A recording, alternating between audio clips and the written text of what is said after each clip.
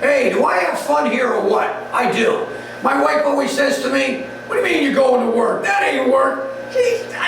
To me, look, it's still work. But here we go. Hey, here we are at Performance Unlimited again. We do have fun here. We enjoy what we do. This happens to be a real nice piece. We've been building a lot of these lately.